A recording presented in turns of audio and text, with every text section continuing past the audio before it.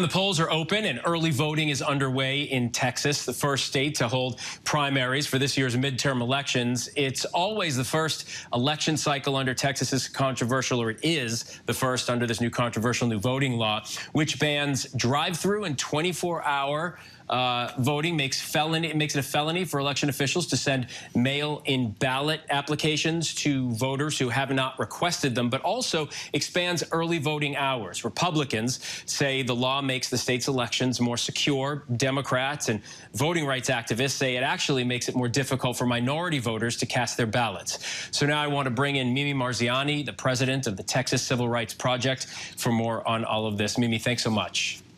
Thanks for having me, Phil. So right off the bat, have you seen this law have an impact already today?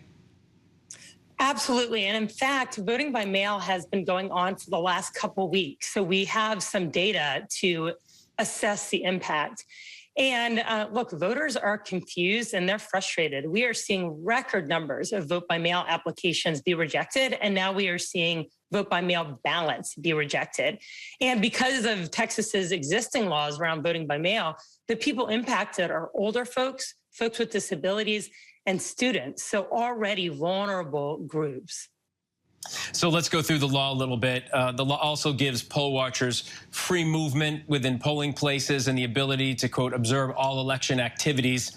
Makes it a crime for an election official to knowingly prevent a watcher from observing an activity, and prohibits officials from refusing to accept watchers into a polling place. So having seen all that laid out like that, why is that really concerning? Well, I mean, this is right out of Trump's big lie playbook. And in addition to that, we have seen a long history of partisan poll watchers in Texas using that position to intimidate both voters and election workers, the thankless, job of folks to keep our elections running day in and day out.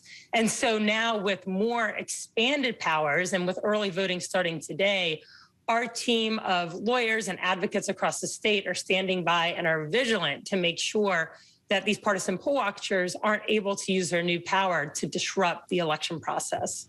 The Justice Department has filed a lawsuit against Texas's newly redistricted congressional map, arguing that it was drawn to intentionally limit the representation of people of color. How could that affect these elections? Yeah, I mean, look, we saw a lot happen last year in Texas. In addition to the maps, which have been sued, many people have sued over the maps, arguing that they are racially discriminatory.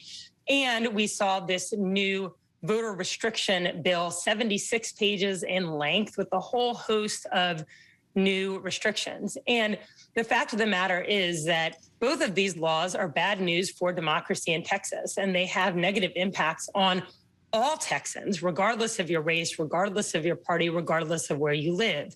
However, we also know that the most vulnerable Texans, folks who have historically been shut out of positions of power, so people of color, folks from immigrant backgrounds, younger people, older people, people with disabilities, are being most negatively impacted. All right, Mimi Marziani from Texas Civil Rights Project. We know you'll be watching this. Thanks for joining us today. Thank you for having me. Hi, everyone. George Stephanopoulos here. Thanks for checking out the ABC News YouTube channel. If you'd like to get more videos, show highlights, and watch live event coverage, click on the right over here to subscribe to our channel. And don't forget to download the ABC News app for breaking news alerts. Thanks for watching.